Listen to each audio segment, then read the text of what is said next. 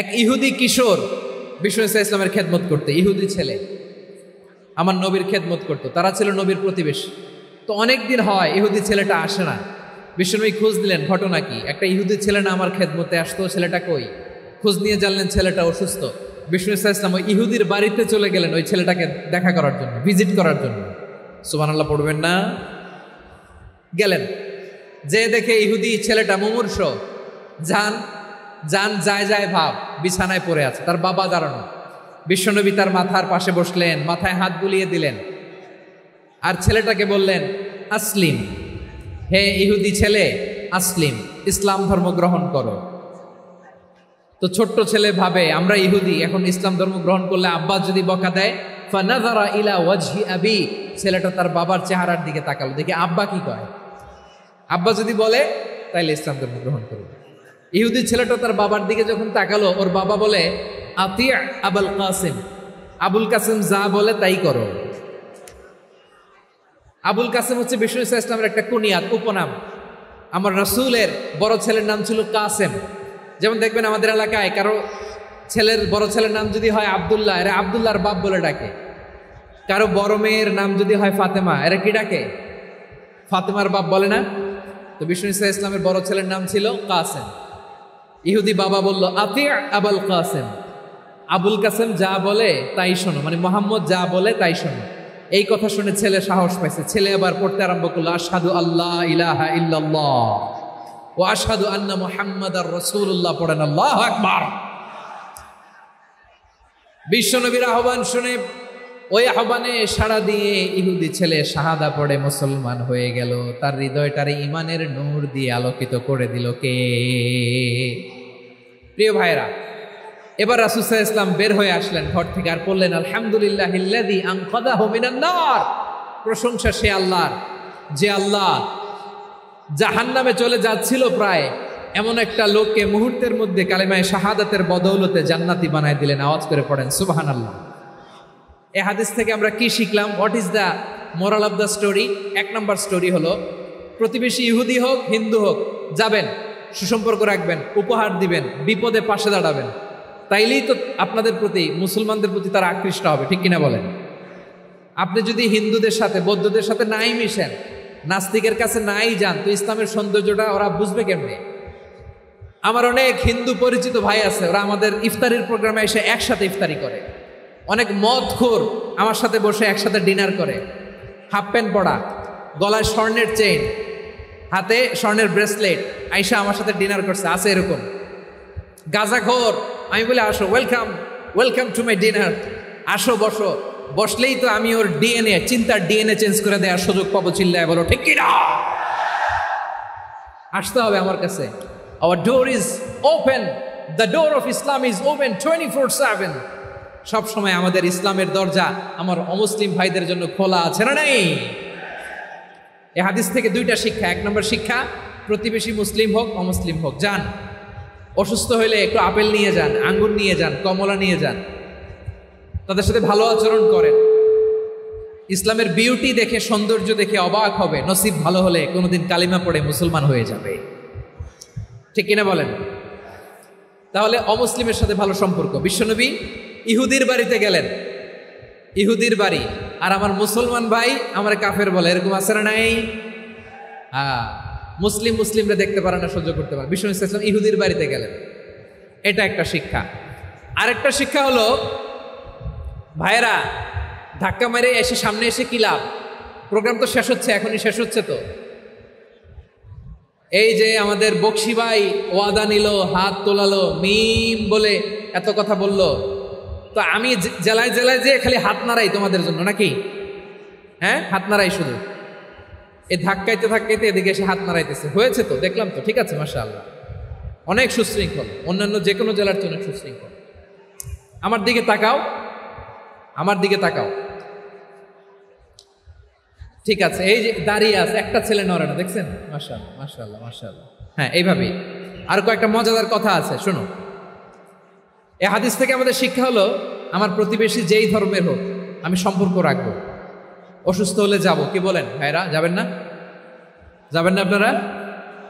আচ্ছা, 2 নম্বর শিক্ষা হলো, বিষ্ণু ইসা ইসলামের খাদেম ছিল ইহুদি, এতদিন খেদমত করলো, একদিনও বিশ্বনবী ওরা কালিমার দাওয়াত দেয় নাই। কারণ কি? বিশ্বনবী একটা ভালো সময়ের অপেক্ষা করতেছিলেন, প্রপার টাইমিং। দায়ীর কাজ হচ্ছে দায়ী ইলাল্লাহ, সে হচ্ছে সুযোগ সন্ধানী। দায়ী সুযোগ খোঁজে, কখন দাওয়া দিলে ব্যাটে বলে হবে, ঝোপ বুঝে কোপ মারে, ঠিক কিনা বলেন? বিষ্ণু ইসলাম ভালো সময়ের অপেক্ষা করতেছিলেন, দেখি ভালো সময় আসুক আসুক আসুক আসুক। আস্তে আস্তে এমন সময় আসছে, ছেলে এবার মুমূর্ষ। অসুস্থ ব্যক্তির হৃদয় অত্যন্ত নরম থাকে। হসপিটালে যখন কেউ যায় তার হৃদয়টা বড্ড নরম থাকে, মৃত্যুর ভয়ে তার অন্তরটা নরম থাকে, ঠিক কিনা বলেন? এই প্রপার টাইমিং এর অপেক্ষা করতেছিলেন। যখনই টাইমিং পেয়েছেন দাওয়াত দিলেন, পড়ো লা ইলাহা ইল্লাল্লাহ, সুবহানাল্লাহ পড়েন সবাই। তাহলে ইসলাম অমুসলিম প্রতিবেশীর সাথে ভালো আচরণ করতে বলে। ইসলাম অমুসলিম মাতা পিতার সাথেও ভালো আচরণ করতে বলে। এজন্য রব্বুল আলামিন বলেন, ইন্নাদ-দীনা ইনদাল্লাহিল ইসলাম, আল্লাহর কাছে মনোনীত গ্রহণযোগ্য অ্যাকসেপ্টেড ধর্ম মতাদর্শ একটা, সেটা হলো ইসলাম। ইসলাম ছাড়া অন্য কোনো ধর্ম যদি কেউ তালাশ করে তার ওই ধর্ম আল্লাহ গ্রহণ করবে না। ওমাই ইয়াবতাগি গায়রাল ইসলামি দীনান ফালাই ইউকবালা মিন ওয়া হুয়া ফিল আখিরাতি মিনাল খাসিরিন।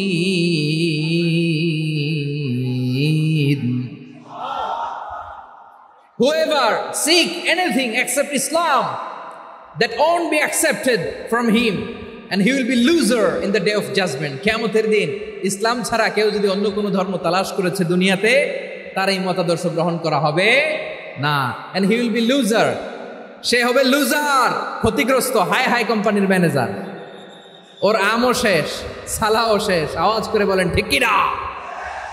এজন্য ইসলাম পেয়ে আমরা খুশি না বেজার?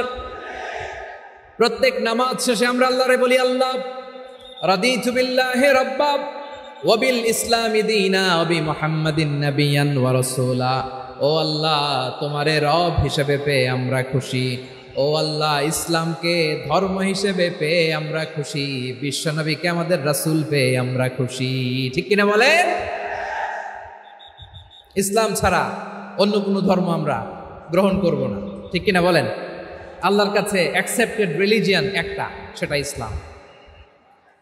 তো বিশ্বনবী সাল্লাল্লাহু আলাইহি ওয়াসাল্লাম মক্কাতে কিংবা মদিনাতে খুব পিসফুলি এক্সিস্ট করেছেন, যে কোনো ধর্মের সাথে মিলেমিশে চলেছেন। তার প্রমাণ আমরা যদি রাসূল সাল্লাল্লাহু আলাইহি ওয়াসাল্লামের বায়োগ্রাফির দিকে তাকাই, তাহলে দেখব তিনি মুশরিকদের সাথে পিস ট্রিটি করেছেন, শান্তি চুক্তি, পিস ট্রিটি, পিস এগ্রিমেন্ট।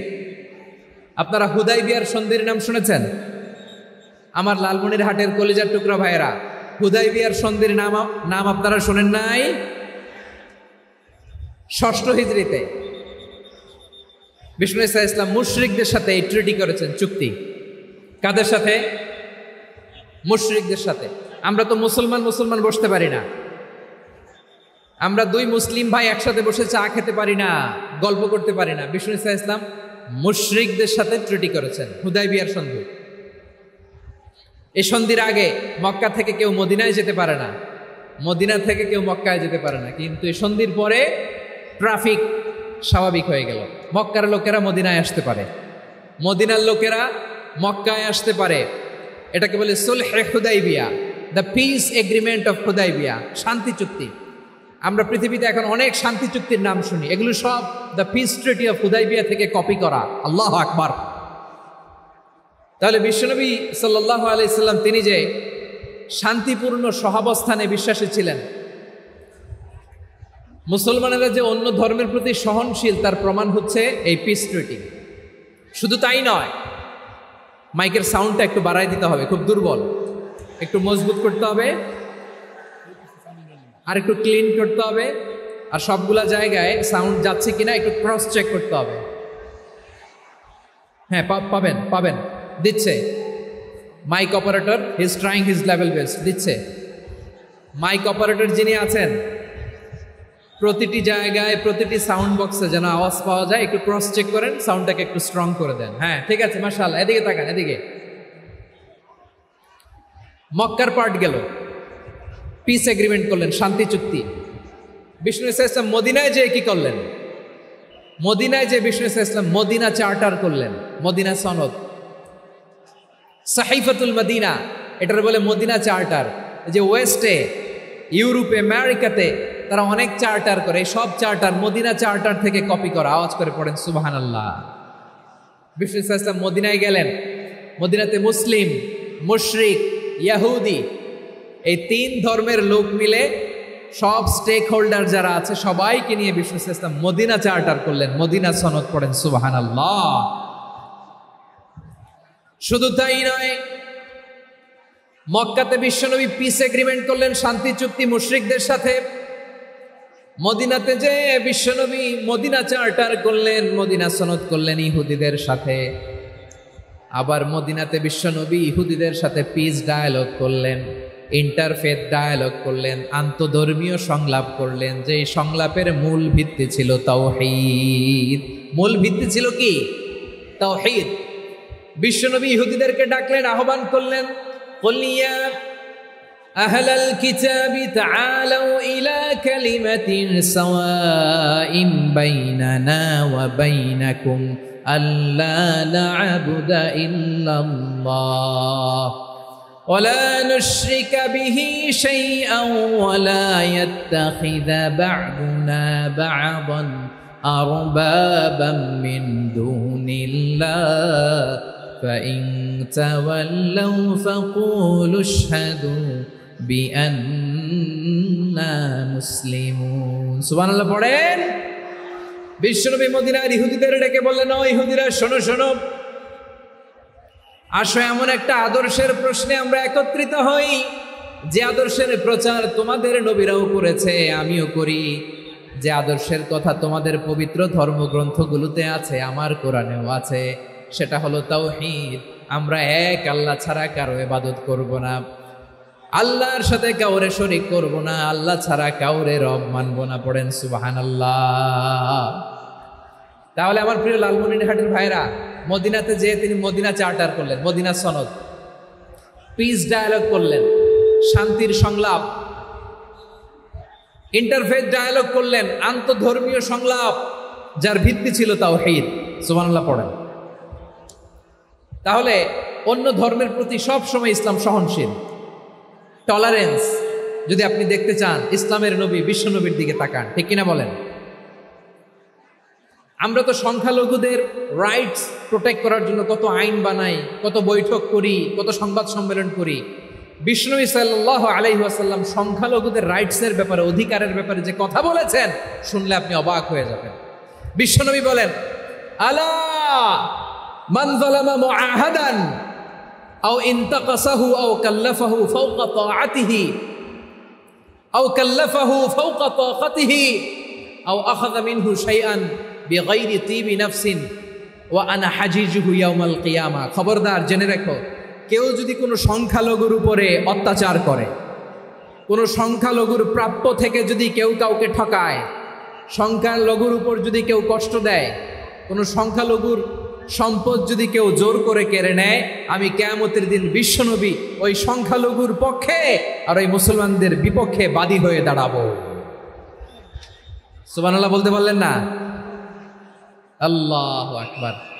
আপনি নামাজি, আপনি মুসল্লি, আপনি হাজী সাহেব, তাহাজ্জুদ পড়তে পড়তে কপালে দাগ ফেলে দিছেন, আপনার প্রতিবেশী হিন্দু, ভাবছেন আমার তো পাওয়ার আছে, ওর জমিটা দখল করি। বিশ্বনবী বলেন, কিয়ামতের দিন ওই হিন্দুর পক্ষে তোর বিরুদ্ধে আমি বাদী হয়ে দাঁড়াবো। পৃথিবীর কোন ধর্মে এরকম স্টেটমেন্ট পাবেন? পাবেন? আপনি ভাবছেন আপনি নামাজ পড়লে হাজী সাহেব কপালে দাগ ফেলাই দিলে আপনি সেলসালায় জান্নাতে চলে যাবেন না? খবরদার। বিশ্বনবী বলেন, কোন সংখ্যালঘুর উপর যদি কেউ আক্রমণ করে, তার প্রাপ্য তাকে না দিয়ে যদি তাকে ঠকায়, তার উপর জুলুম করে, তার সম্পদ যদি কেড়ে নেয়, আমি নবী, তুমি মুসলিম হইতে পারো, মুসল্লি হইতে পারো, তার পক্ষে তোমার বিপক্ষে আল্লাহর দরবারে বাদী হয়ে দাঁড়াবো। আচ্ছা লালমনিরহাটের ভাইরা, কথা বুঝতে পারলে আওয়াজ করে উত্তর দেন। বিশ্বনবী যদি কারো বিপক্ষে দাঁড়ায় কিয়ামতের দিন, আই রিপিট, আমি আবারও বলছি, বিশ্বনবী যদি কিয়ামতের দিন কারো বিপক্ষে দাঁড়ায়, ও তো সেলসালায় জান্নাতি, তাই না? জান্নাতি না? যে নবীর সুপারিশ ছাড়া জান্নাতের গেটও দেখা যাবে না, ওই নবী যদি বলে তোর বিপক্ষে আমি বাদী হয়ে দাঁড়াবো, ওই জান্নাতে আর ঢোকার কোনো সুযোগ আমাদের থাকবে?